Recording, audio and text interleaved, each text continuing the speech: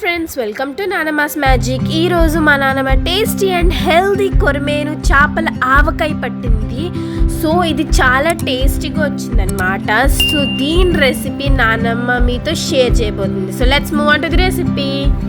ముందుగా కొరమేను చేప ముక్కలనండి తోలు తీసి నీట్గా కడిగి పెట్టుకోవాలి. అందులో కొంచెం పసుపు ఉప్పు వేసి కలిపి పక్కన పెట్టుకోవాలండి. ఒక పావు గంట నానితే సరిపోతుంది.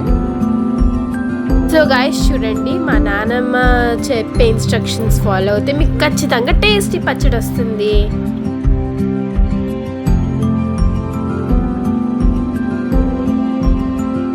ముక్కలు ఈ సైజులో కోసుకుంటే బాగా వేగుతాయండి. ఇప్పుడు మేము తీసుకున్న చేప ముక్కలు అంటే 1/2 కేజీ ఉంటాయండి. 1/2 కేజీ కొలతలు మీకు చూపిస్తాను. 1 టీ గ్లాసు కారం అండి సగం తీసుకోవాలి. అలాగే ధనియాలు కూడా 1/2 గ్లాసు, మెంతిపిండి, ఆవపిండి, దాల్చిన చెక్క, లవంగ మొగ్గలు, చిన్న జాజికాయ ముక్క, 2 నిమ్మకాయలు. నిమ్మకాయలు కోసి రసం తీసుకొని మరిగించుకోవాలండి. స్టవ్ వెలిగించి పొయ్యి మీద కడాయి పెట్టుకోవాలి. అందులో ధనియాలు ఆయిల్ లేకుండా వేయించుకోవాలి. అలాగే మనం తీసుకున్న చెక్క, లవంగ మొగ్గలు అవి కూడా ఈ ధనియాలు వేగాక వేసేసుకోవాలి. అందులో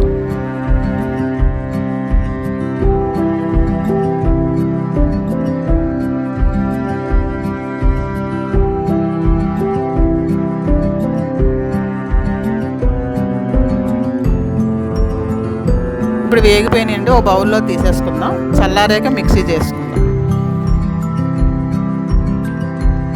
అదే కళాయిలో కొంచెం ఆయిల్ పోసుకోవాలి. ఆయిల్ వేడెక్కాక చేప ముక్కలు వేసుకోవాలి. నెమ్మదిగా 4-5 ముక్కల కింద వేసి వేయించుకోవాలండి. ఎక్కువ వేస్తే కొంచెం ఇరిగిపోతాయి.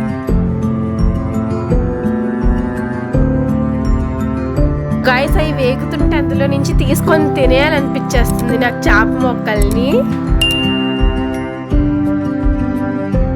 గాయస్ చూడండి ఎలా వేగుతున్నాయో. గాయస్ నెమ్మదిగా స్లోగా వేయించుకుంటే చేప మొక్కలు కూడా విరగవు, నీట్గా వేగుతాయి.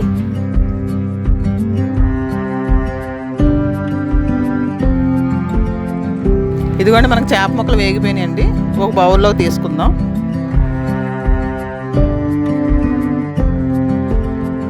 మిగతా చేప ముక్కలు కూడా అలాగే వేయించి తీసేసుకోవాలి. ముందుగా మనం వేయించి పెట్టుకున్న ధనియాలని మిక్సీ జార్లో వేసి పొడి చేసుకుందాం.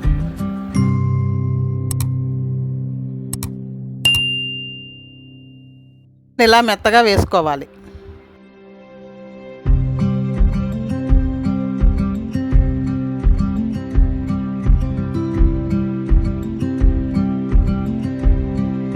ముందుగానే ఆవపిండి, మెంతిపిండి పొడి చేసి పెట్టుకున్నాం. మీరైతే 1/2 స్పూన్ ఆవాలు, 1/2 స్పూన్ మెంతులు ధనియాలతో పాటు వేయించి పొడి చేసుకోవాలి. మనం తీసుకున్న కారం కూడా అందులో వేసేసుకోవాలి.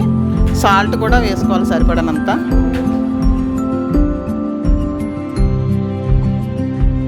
ముక్కలు వేయించుకున్న ఆయిల్లో ఈ పొడి వేసుకొని కలుపుకోవాలి.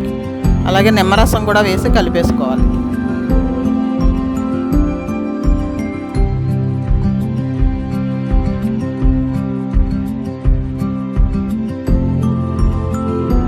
సో గైస్ మా నానమ్మ ఈ గ్రేవీని కలుపుతున్నప్పుడు ఆ వాసన చాలా గుమగుమలాడిపోతుంది.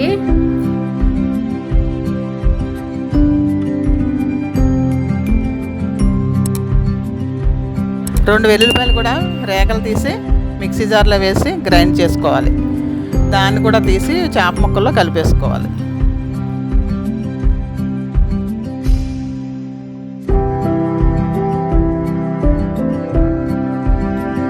మనం కలిపి పెట్టుకున్న గ్రేవీని కూడా చేప ముక్కల్లో వేసి నెమ్మదిగా కలుపుకోవాలి. గైస్ చూడండి, అది కలుపుతుంటేనే చాలా టెంప్టింగ్గా ఉంది. అసలు ఆ వాసన చూస్తుంటే నాకు నోరు ఊరిపోయింది.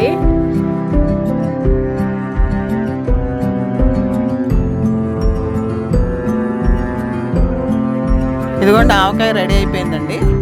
ఇందులో మీకు కారం కానీ, ఉప్పు కానీ, పులుపు కానీ ఏది తక్కువైనా మళ్ళీ మీరు కలుపుకోవచ్చండి.